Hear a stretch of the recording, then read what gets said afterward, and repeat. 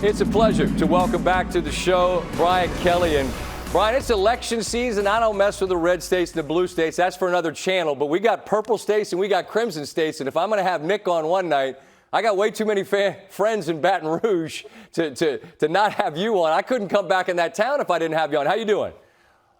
I'm doing great, and I appreciate you having me on. And I'll tell you what, the passions are pretty high down here in Louisiana, and I think you're smart. If you want to get a restaurant reservation, this was a good call. Yeah, well, I know a few folks, but I'm sure they wouldn't answer the call if I didn't have you back in. And it's great to talk in advance of this game, Brian. You've been honest about going there and what it represented, games like this. And it's not like you came from nowhere. My God, Notre Dame is as big a stage as there is.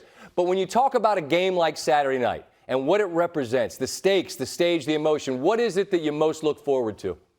I think I want to get the stadium electric, and that means you got to play well, right? I mean, certainly it's going to be a sold-out stadium.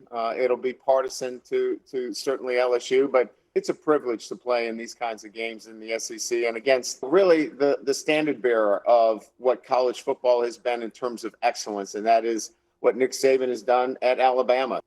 I asked Nick about that feeling right before you walk out of the tunnel. And for him, it's very different because, as you say, it's partisan, and Tiger Stadium at night, it is a different animal altogether. But you benefit from tapping into that electricity. How do you describe it to those that haven't experienced it, what that place – I was talking about the value of the venue, Brian. What could that place mean to you? Oh, it changes everything. The momentum, the energy. I've been into some great environments in my career. I've been so fortunate. This one is so special. But again, you've got to play well. Because of course. It's like anything else. It'll get quiet in here if you're not playing well. But if your football team is moving and playing with excitement and making plays, it is deafening, and it is certainly a home field advantage. One of the most interesting things to me about sports, all sports, but I think particularly college sports, is a team might look like one version of something in September and then something different in October and then something altogether different come November. And you're smiling and shaking your head. I think from the time that you guys lost to Tennessee until right now, I think you've seen your team look different. Where have you grown most? Well, I just think the way we do things on a day-to-day basis, and most of those things, Scott, I think are off the field. You know, how we handle ourselves, our attention to detail has everything to do with why we're doing things better and better. And we're right in the middle of this, right? And right. Alabama's been doing it for a long time. We're just starting to kind of get to that consistency in terms of doing it the right way. But we only need to be the best team one day and on Saturday. And that's what we're looking to be, is the best team that day. And to that point, Brian, you come from one place, your quarterback comes from another, and when you try to put this together on the fly, when it starts to click and make sense to everybody, and you look around the room and everybody's starting to get it, what's that like? Fun. It's fun. That's why you coach, right? That's why I've been doing it as long.